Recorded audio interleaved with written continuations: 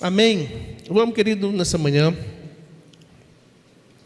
Vamos ver se eu consigo construir com você um entendimento aqui. A vida espiritual,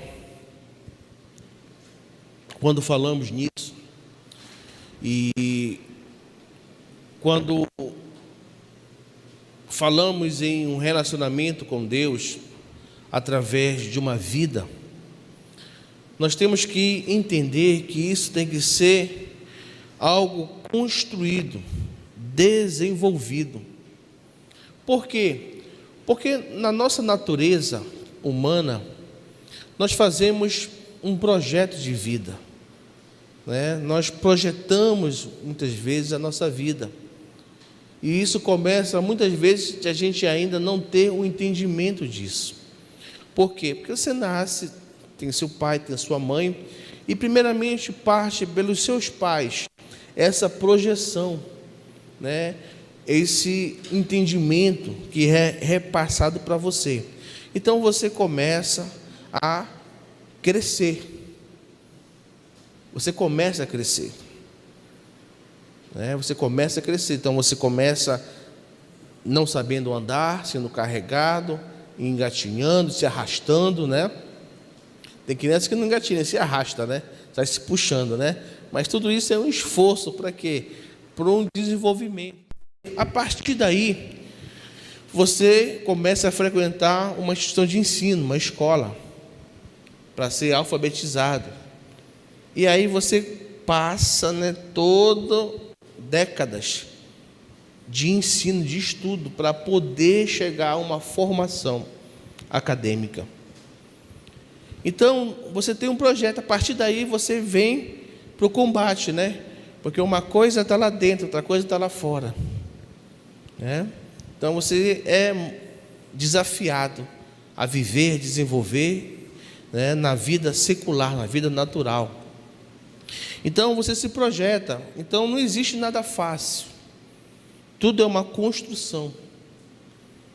Nada na vida, honestamente, né, você não projeta algo no mínimo para 20 ou mais, 20 ou 30 anos, para que você se desenvolva, para que você alcance, para que você consiga, né? Se você busca um doutorado, você tem que começar cedo, para uns 28, 30 anos chegar lá.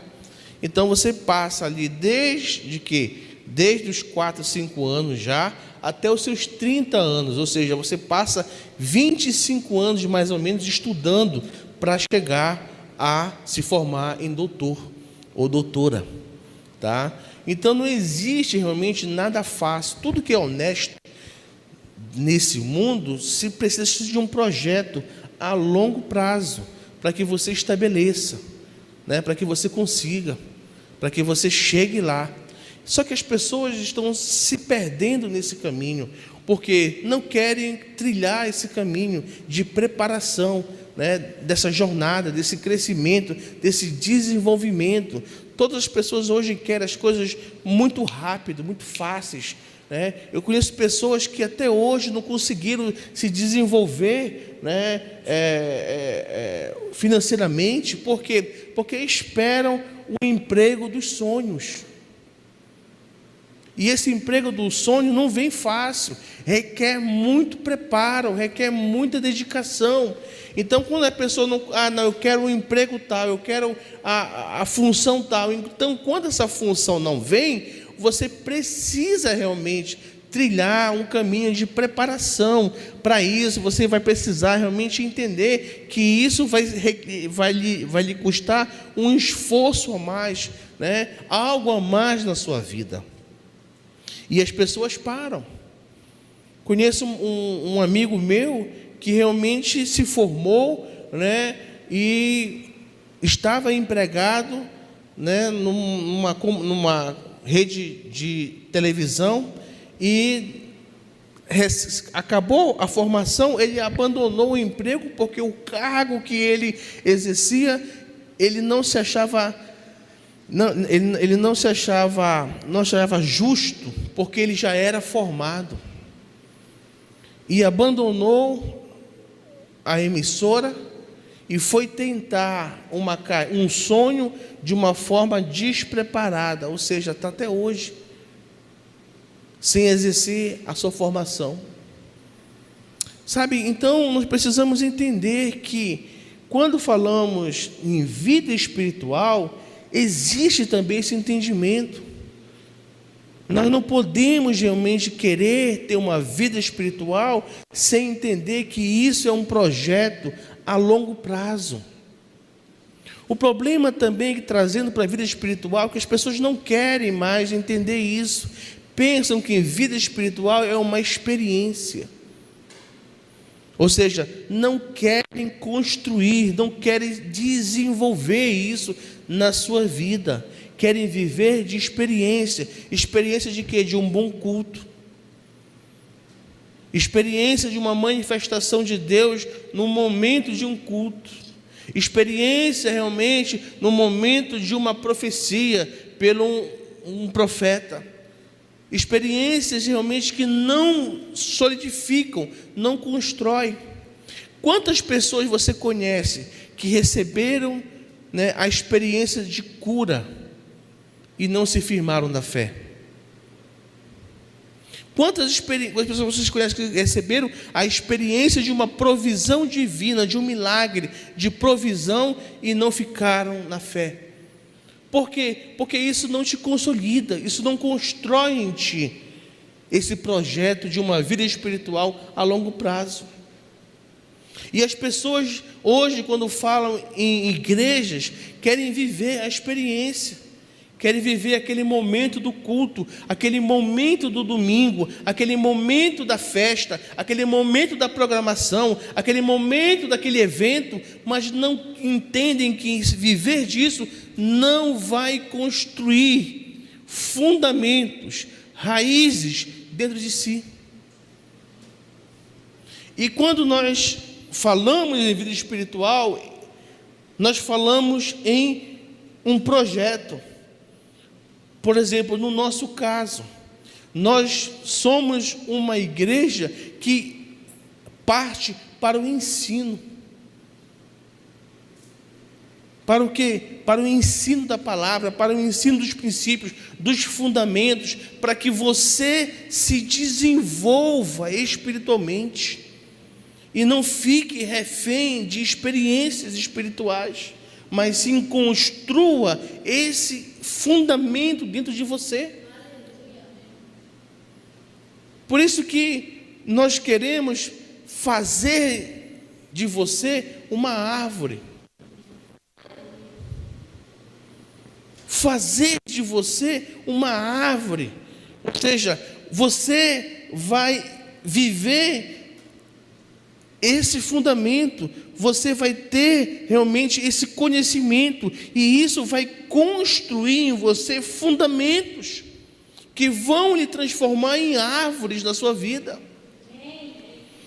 Mas quando falamos nisso, é porque a gente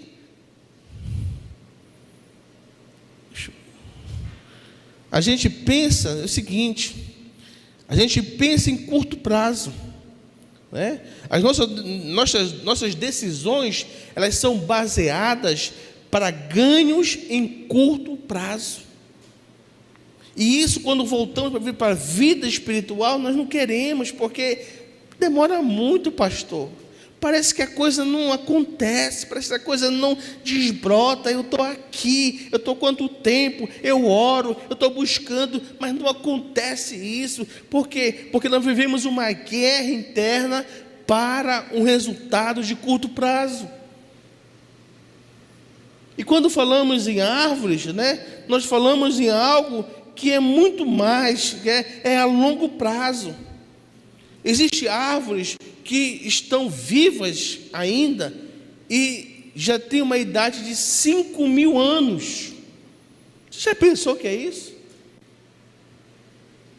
Por quê? Porque elas foram um dia uma semente, elas foram um dia plantadas, elas ficaram dias escondidas, cresceram, a sua raiz foi se expandindo, o seu caule começou a aparecer, começou a crescer, e estão há 5.000 anos. São oliveiras que existem no Líbano. Você já pensou uma árvore, você olha para ela, essa árvore tem 5.000 anos de vida. E a Bíblia diz que o homem que teme ao Senhor, que anda no seu caminho, será como árvore plantada junto a ribeiros de rios de águas. Então, quando nós falamos em uma caminhada com Deus, em uma construção, nós não estamos falando aqui num evento, numa experiência. Nós não queremos dirigir uma igreja, criar um ministério para te dar uma experiência espiritual. Não, querido, nós queremos fazer de você uma mulher e um homem estruturado, dentro de fundamentos bíblicos, para que você possa crescer como uma árvore, para que você possa desenvolver como uma árvore, para que você entenda que você tem como crescer, desenvolver, e quando se cresce, não se encolhe mais. Quando você começa a crescer, você experimenta algo que não retrocede mais. Eu estava vendo fotos antigas, vi a Esther, né? Vi o Efraim, os pequenos, né? Dois garotinhos, olha aí, está maior que a mãe já. Esther, tu vai voltar a ser daquele tamanho? Não vai. O Efraim vai passar o Tiago. Então, quando se cresce, não se retrocede mais. Mas cresce rápido? Não. Crescer rápido é uma anomalia, sim ou não, queridos? A gente acha, né, que de repente, que nada. A Esther foi crescendo milímetros por milímetros. O Efraim foi crescendo milímetros por milímetros. Até que chegou uma altura que diz, meu Deus, como está grande. Mas foi por dia para a noite? Não foi. Então, a vida espiritual, quando você entende e desenvolve ela através das práticas. Por que práticas? Porque eu falei, não são experiências que vão te consolidar, são a tua decisão, a tua atitude de práticas que vão fazer você crescer. Ah, mas demora, sim, demora, mas daquilo que você cresce, você não retrocede mais, ninguém lhe tira mais aquilo, você cresceu, você desenvolveu espiritualmente. Por isso que nós precisamos entender isso, porque senão a gente fica num comparativo, mas por que realmente fulano, por que A, por que B, por que C, olha aí, são experiências espirituais, e há pessoas realmente que gostam disso, porque quando a gente realmente fala aquilo que as pessoas gostam, nós somos recompensados por isso.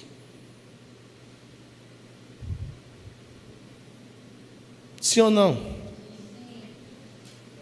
Sim, querido. Você tem aquela amizade, né, que só fala aquilo que você gosta. Você tem aquela amiga, aquele amigo que, poxa, é só melzinho, é só coisa boa, né? Aí você, eu amo aquela pessoa. Aí você dá presente, você, né, gosta, porque tudo que ela fala de você, para você realmente amacia a sua alma, né? Faz aquele carinho no seu ego, concorda com o seu erro. Como sabe, aquelas palavras são doces na sua vida, porque são palavras que tudo aquilo que fala o que você gosta. Aí você, de uma forma ou de outra, é recompensado. Assim somos pastores também. Por que as igrejas estão cheias hoje? Estão bamburrando, lotada. Por quê? Porque a maioria dos pastores falam apenas o que o povo gosta de ouvir. Não fala em pecado, não fala naquilo que vai incomodar o irmão, não fala naquilo por causa daquela família, não fala, e aí eu vou adaptar o evangelho, a palavra, para amaciar a grande massa, porque a grande massa amaciada, ela vai ser um ofertante, ela vai contribuir, ela vai trazer recursos para a igreja, então eu tenho que me adaptar ao sistema. Aqui não.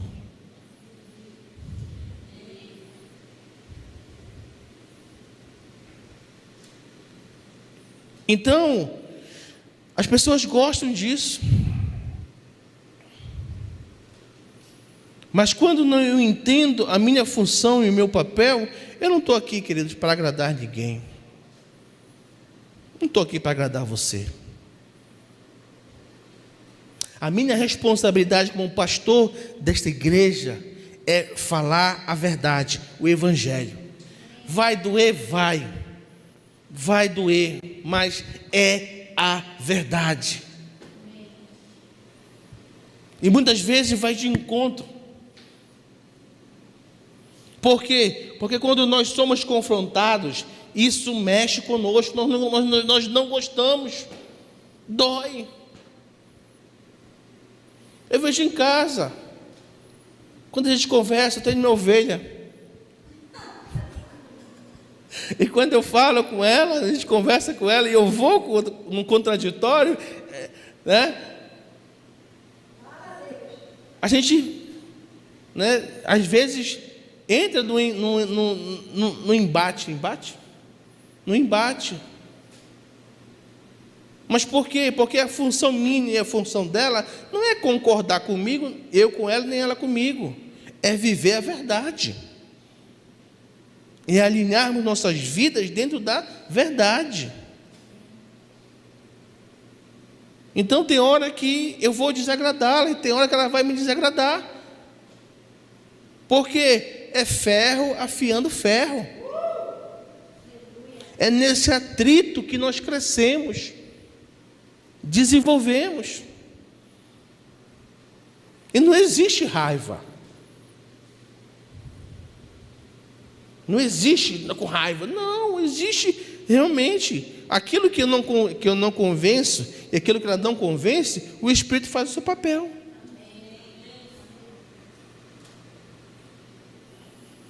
O Espírito faz o seu papel. Então, nós precisamos realmente entender que tudo isso é um projeto na nossa vida. E quando nós alinhamos por isso, eu preciso entender que, assim como na minha vida secular, eu preciso projetar, eu preciso entender que a minha vida espiritual é uma jornada, é uma caminhada. Eu preciso fazer que isso é a longo prazo na minha vida. Isso vai requerer de mim um esforço, um entendimento, uma decisão. Eu preciso entender que existem realmente ferramentas dadas por Deus para que eu possa crescer na fé, para que eu possa andar de uma forma sobrenatural, para que eu possa desenvolver isso. E não ficar em busca das experiências, porque isso não vai te sustentar.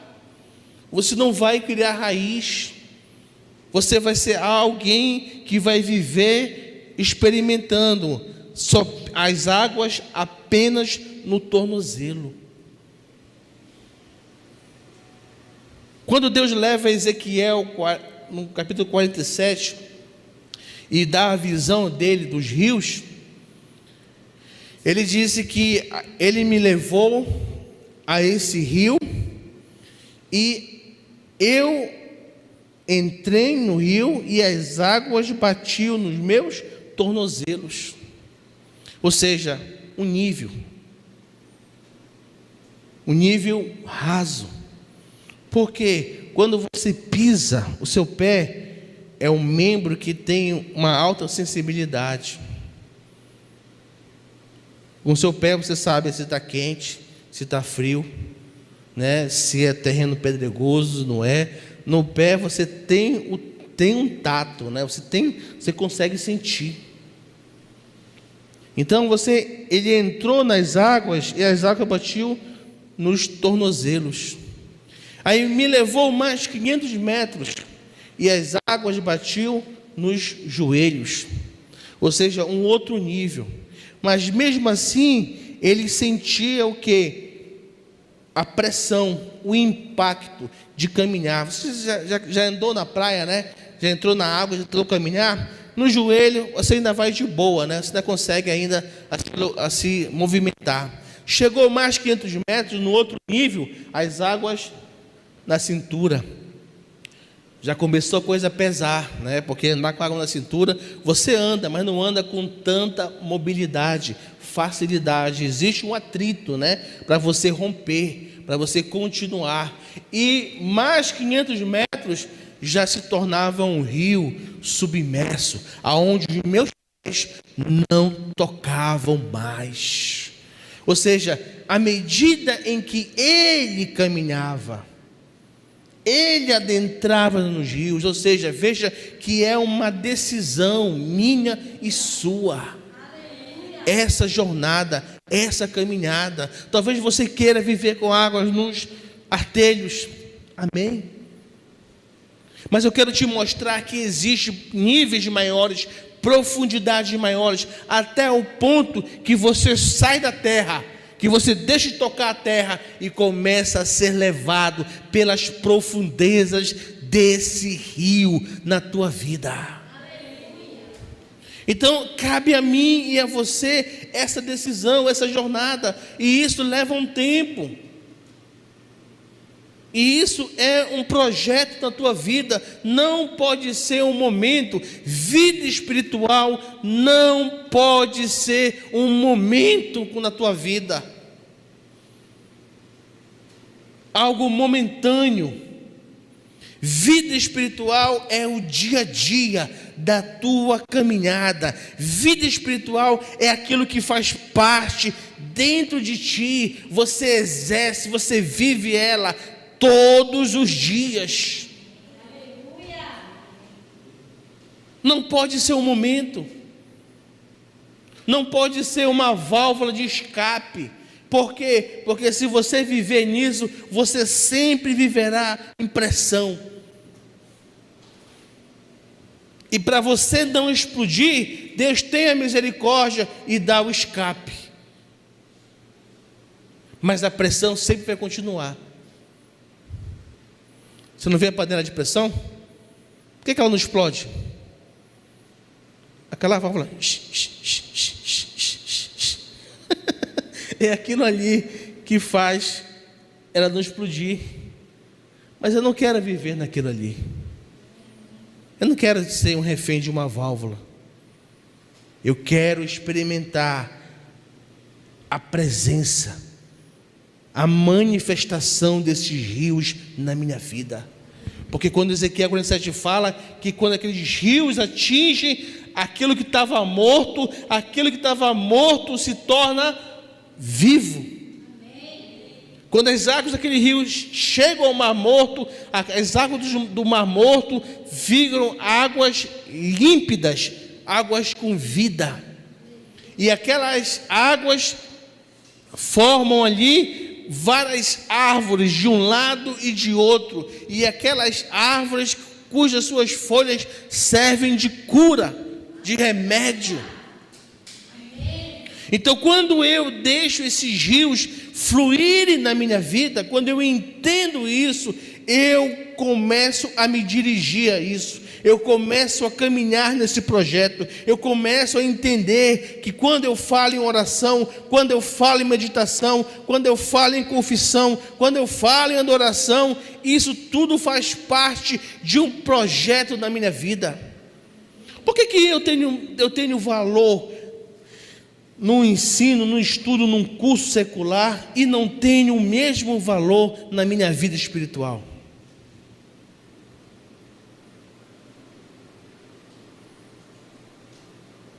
Porque está faltando eu equilibrar, eu ajustar essa balança dentro de mim.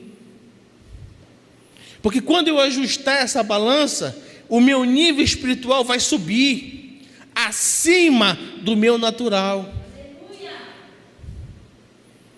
Mas as pessoas não conseguem crer nisso. As pessoas não conseguem entender isso. E valorizam muito mais o natural do que o espiritual. Mas Hebreus 11 fala: as coisas visíveis foram feitas das invisíveis. Então tudo para mim e para você tem que partir do princípio espiritual, sobrenatural. A sua condição é uma condição de fé, é uma condição de crer naquilo que não está vendo, de ter certeza daquilo que vai receber. A sua condição é uma condição de fé, de realmente colocar, não ser uma fé entreposta nas coisas naturais, mas uma fé que tem esperança. E se eu tenho esperança, eu creio naquilo que eu não estou vendo. Mas para as pessoas tudo é primeiramente natural, e quando não dá, eu corro para o espiritual. Por que você não inverte isso?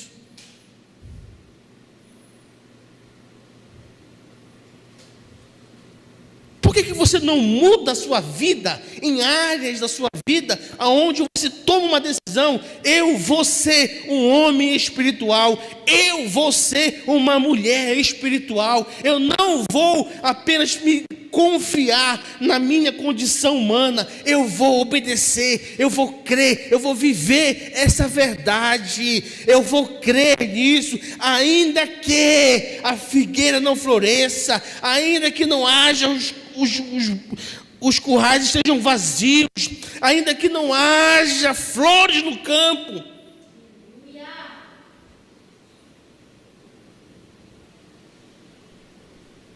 Sabe, a nossa mente ela é tomada pelas coisas naturais, e a nossa vida espiritual é subjugada. Sabe, eu não consigo crer nisso. Vamos ver um texto aqui.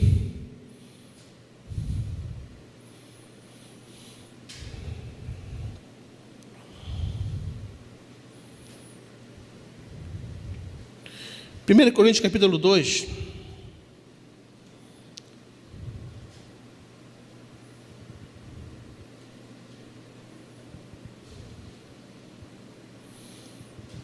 Versículo 4.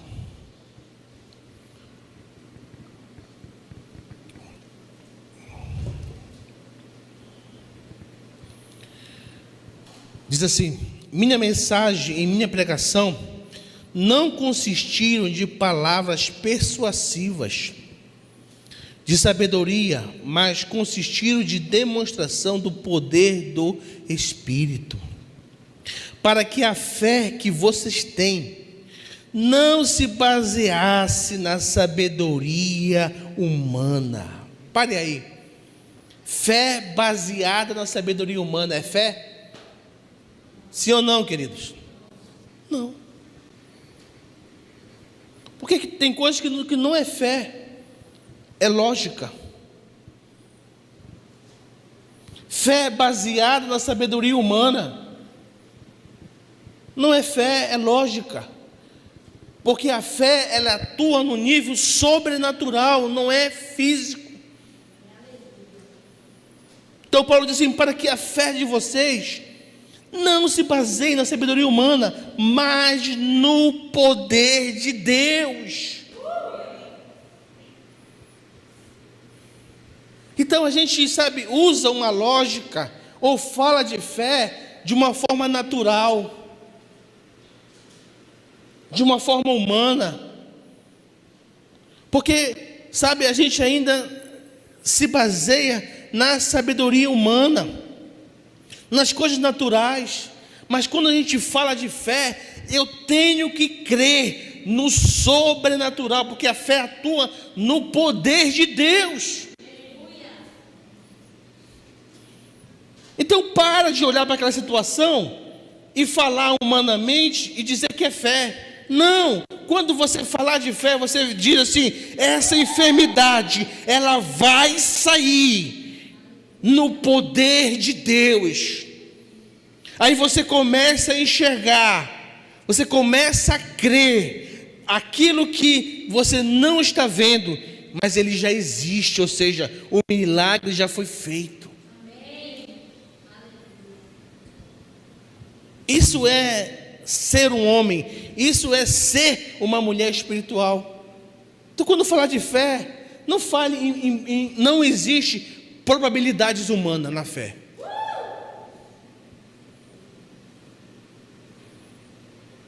Não existe probabilidades humanas na fé.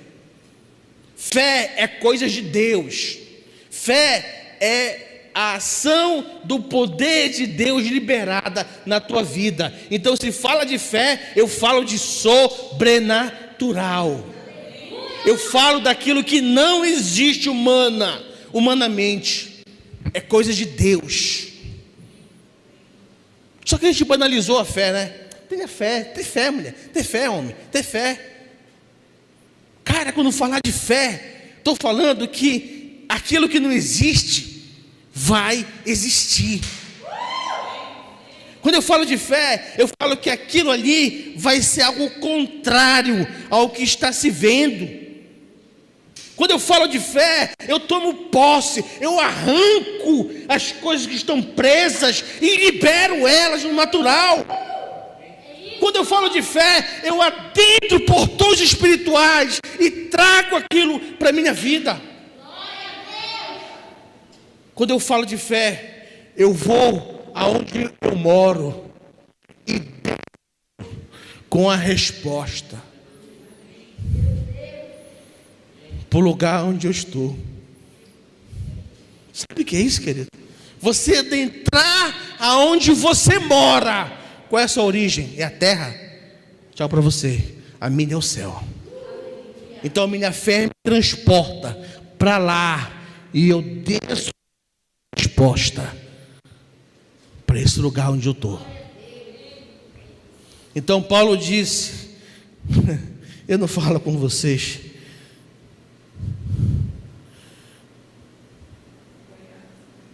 para que a fé que vocês têm não se baseasse na sabedoria humana, mas no poder de Deus.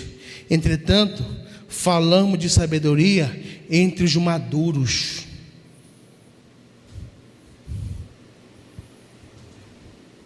Então, isso é entre pessoas que creem, que acreditam, que têm maturidade para viver isso. Pessoas que não dão ouvidos a qualquer diagnóstico. Pessoas que não dão ouvido a nenhuma ameaça humana, a nenhuma resposta negativa. Eu falo, entretanto falo de sabedoria entre os maduros, ou seja, pessoas que não são qualquer vento que te leva. Pode vir a tempestade, pode vir o tornado, pode vir a tromba d'água, eu ficarei em pé, eu permaneço aqui.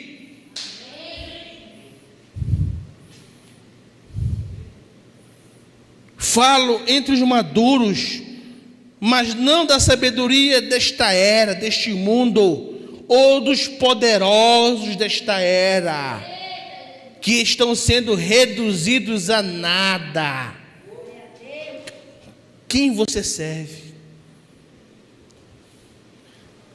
A última palavra não é, querido, não é da maior autoridade. A maior autoridade é o teu Pai, de quem você é filho, de quem te formou, que te gerou. Então pode vir um homem te dizer 1001 coisas, pode se levantar contra ti justiça, injusta ou não, pode alguém te falar algo, a última palavra é dele, ele é a autoridade.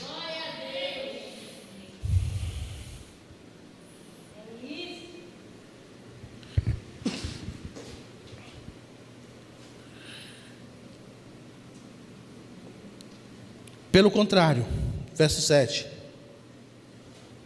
Falamos da sabedoria de Deus, do mistério que estava oculto, o qual Deus preordenou antes do princípio das eras para a nossa glória. Você sabe por quê? O que estava oculto foi revelado. Porque quando ele foi, ele mandou, ele enviou a terceira pessoa da Trindade, chamada Espírito Santo. E esse Espírito não veio te visitar. Na macumba, ele vem, visita as pessoas, mas vai embora. Chama-se, fica atuado, possesso. Na mesa do espiritismo, ele vem na voz, imitando a voz daquele que já foi. O diabo, né? Falo ele, mas é o espírito do mal. Não. Mas em nós, ele já veio. E não foi para te visitar, não. Foi para fazer morada dentro de ti. E quando eu creio que ele habita em mim, eu estou apto a desenvolver tudo aquilo que ele está gerando em mim. Então você experimenta o crescimento, amém? Sim, amém. O Espírito Santo começa a gerar dentro de você, porque aquilo que estava oculto agora pode ser revelado, porque ele deixou o ajudador, aquele que vai te ensinar todas as coisas, aquele que vai te fazer capaz de discernir, de entender, de superar, de cumprir tudo isso. Ele habita em mim e em você. Então ele vai gerar dentro de mim tudo aquilo que ele veio. E a minha perspectiva não é a curto prazo, porque ele colocou dentro de mim a eternidade no coração do homem, Eclesiastes 3:11. Então, a minha perspectiva não é logo, não é hoje, não é amanhã. Eu sou um homem, você é uma mulher eterna.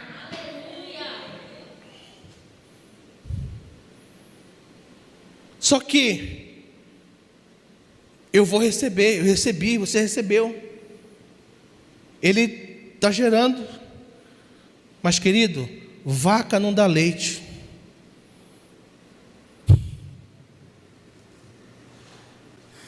Que é isso, pastor? A gente foi ensinado que vaca dá leite, né? Não, querido, vaca produz leite. E a produção de leite é fruto de uma atitude dela. Ela tem que comer bastante pasto, ruminar aquilo, e aquilo vai gerar dentro dela o leite. Mas se o homem quiser o leite, ele tem que ir tirar esse leite. Porque a vaca vai ficar com as tetas imensas, né? Mas não vai cair leite, não vai dar leite não. Vai lá o capataz, o peão, né? Apertar lá todo dia e tirar. Assim é você. Você acha que somente o Espírito de você é o suficiente? Em parte sim, porque ele vai gerar em você muita coisa, mas você tem que ter atitude de caminhar, de andar, de crer nisso. Aleluia.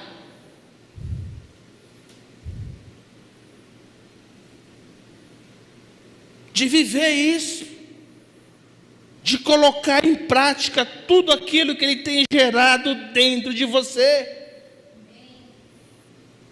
Você vai estar inchado aí, tanta coisa, mas não vive boa parte delas, não coloca em prática.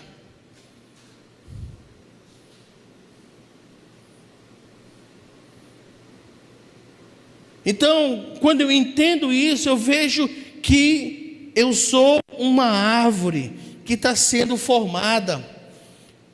Demora, mas eu não estou fazendo nada para curto prazo. É um projeto, porque eu sou para a eternidade. Então eu não vivo de experiências espirituais, eu crio fundamentos através de práticas espirituais, fortaleço, edifico a minha fé. Eu gasto tempo orando em outras línguas, eu gasto tempo meditando, eu gasto tempo adorando, eu gasto tempo servindo, eu gasto tempo louvando, porque a minha vida espiritual não é uma vida secundária, é uma vida minha, é a minha vida.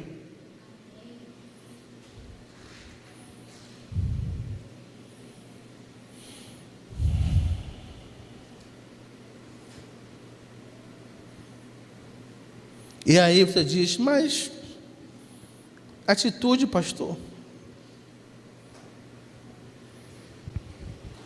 Mas tanto problema, tanta dificuldade, tanta coisa para resolver. Eu não sei nem por onde começar. E aí é um problema nosso, porque a gente quer que as coisas aconteçam no esfregar da lâmpada do Aladim. Apenas um pequeno gesto vai mudar a minha vida. Não, querido. As pessoas chegam com a gente com uma vida totalmente destroçada. Caminhos precisam ser reconstruídos. Áreas da vida. Sabe, pessoas viveram anos numa vida totalmente errada. Aí chegam comigo, com a pastora, pastor, ore, faça uma oração, que as coisas precisam mudar. Quem dera que isso fosse assim. Não, querido. Primeiro passo é você entender que a partir de agora você tem que dar passos. Você vai construir um novo caminho para você. E é você que vai construir no seu. Você vai ter que começar assim agora a dar passos. E esses passos vão ser acompanhados dos teus problemas, que não vão sumir rapidamente, que não vão desaparecer, mas esses problemas não podem ser o peso que te faz parar, mas sim a força motora que te faz prosseguir. Só que os problemas, as pessoas dizem, não consigo por causa dos meus problemas. Não, querido, Jesus não te enganou. É porque você não leu a Bíblia. Lucas 9:23 diz assim: Jesus dizia a todos: se alguém quiser acompanhar-me, negue-se a si mesmo, ou seja, baixa a tua bola, morre, tome diariamente a sua cruz e siga-me. Então, tomar diariamente a sua cruz é caminhar com essas dificuldades, é caminhar com esse problema, e nessa caminhada as coisas vão se ajeitando, vão sendo restauradas, vão sendo aplanadas, vão mudando a tua vida. Por quê? Porque você não parou, você decidiu andar, mesmo com esses problemas, carregando essa cruz, mas você continua a caminhar. Então não espere que uma mão na tua cabeça, uma oração vai mudar a tua vida. Não, querido, quem vai mudar a tua vida é você primeiro.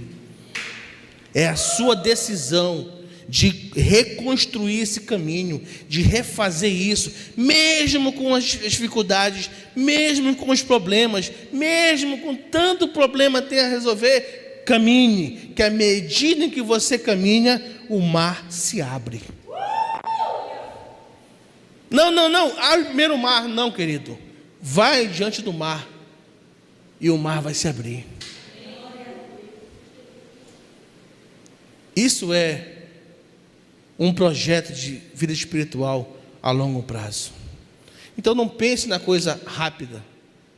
Não pense naquele conto de história.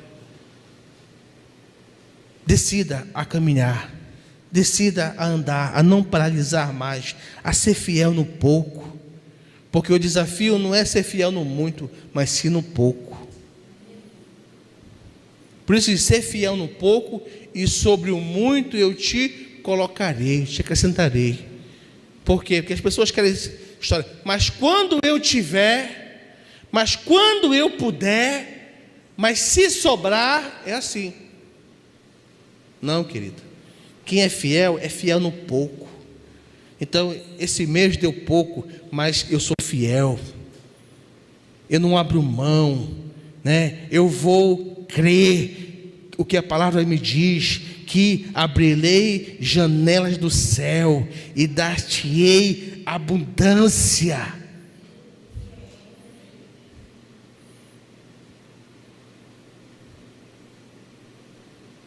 É não abrir mão da verdade. Então, a minha oferta, o meu dízimo é inegociável.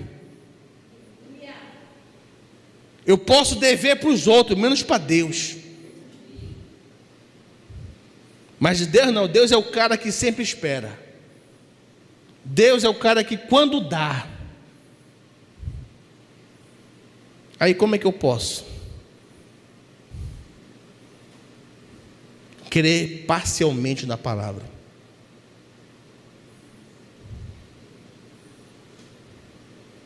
Então você vê que a palavra, ela nos confronta.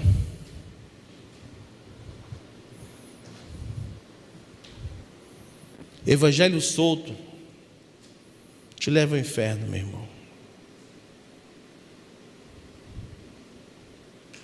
Evangelho que não te confronta, não te sacode, não mexe contigo, não é evangelho. Então, que nessa manhã nós possamos ruminar essa palavra e dizer para Deus: eu não quero, Senhor, ser um refém de uma experiência espiritual. Eu quero construir essa árvore na minha vida. Eu quero ser um projeto para a minha geração e para gerações vindouras. Eu quero que os meus filhos e os meus netos e os meus bisnetos me apontem como um homem e uma mulher de fé que serviu a Deus.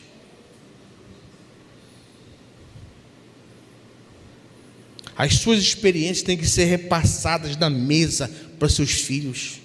As pequenas e as grandes, repassem para eles. Eles precisam ver.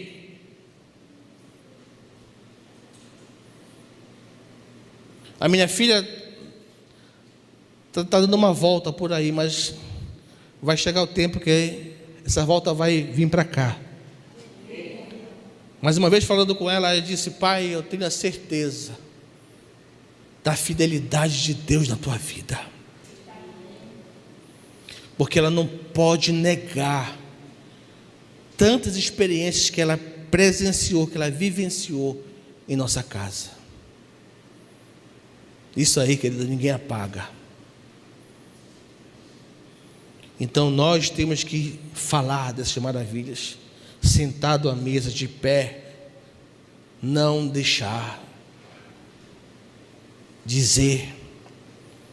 Hoje o meu filho está temporariamente trabalhando comigo, está fazendo estágio comigo. Ele cursa o curso dele e eu disse: vamos para cá, vamos pegar um pouco da tua prática aqui para te abrir as ideias. Mas ele bateu testemunha viva nos milagres de Deus na minha vida.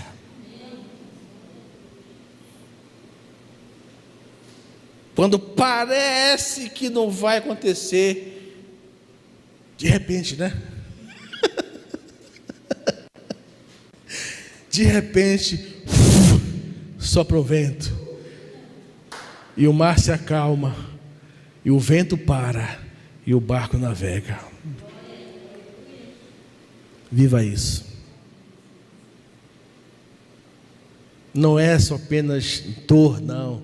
Não é apenas um confronto, não. Vale a pena servir a Deus. Vale a pena ser fiel a Ele. Vale a pena não abrir mão dEle. Viva isso. Que o Senhor te abençoe. Vamos ficar de pé nessa manhã.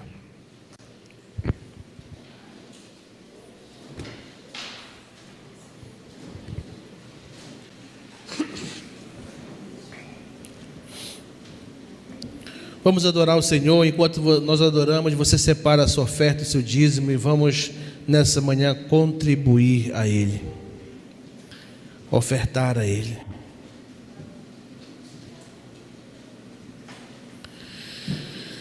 Aleluia.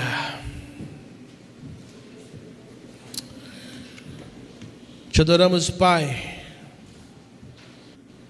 Obrigado pela Tua palavra. Que nós possamos reconhecer a Tua grandeza em nossas vidas e não ficarmos reféns de experiências espirituais, mas de consolidar fundamentos em nossas vidas diariamente. Nos desperta, Senhor, nos desperta para a importância disso, de ter um tempo contigo durante o nosso dia, para ler Tua palavra, para ouvir a Tua voz, para crer que eu não estou apenas lendo, é o Senhor falando comigo, de tirar momentos, Pai, e botar um louvor e começar a Te adorar, a trazer à memória a Tua bondade, Teu amor para com nossas vidas.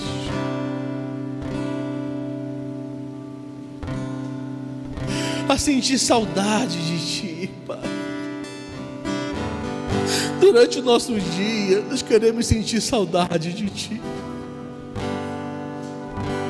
de parar um pouco a nossa correria e dedicar, Senhor, momentos a Ti. Gere isso em nós, Espírito Santo.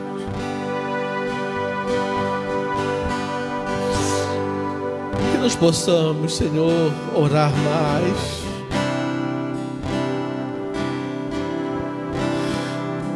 entender o poder da oração no Espírito, subjugar a nossa alma tão inquieta, tão louca, que a partir de 10 minutos fica tão angustiada para parar a oração no Espírito. Mas nessa manhã, que Teu doce Espírito flua como rios dentro de nós, e nós possamos, Senhor, avançar em decisões e atitudes diárias, parar desse engano de achar que apenas vir por um culto é o dever cumprido. Não, o nosso alimento é um alimento diário e não semanal. Que nessa manhã Tu trabalhe, toque em cada vida, e que mudanças aconteçam dentro de cada ser, dentro de cada vida. Que a nossa fé seja algo sobrenatural. Que ao falarmos de fé, nós estamos rompendo limites humanos e falando de realidades espirituais. Te adoramos, Pai, nessa manhã. Te louvamos.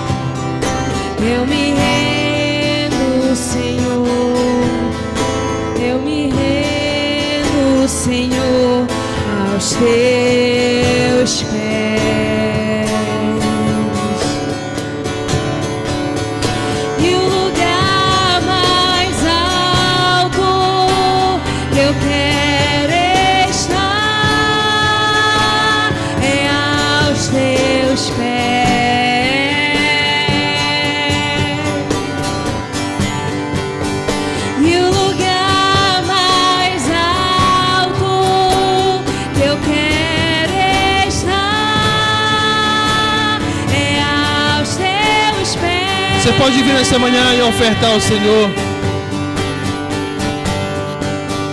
E o lugar mais alto eu quero estar é aos seus pés.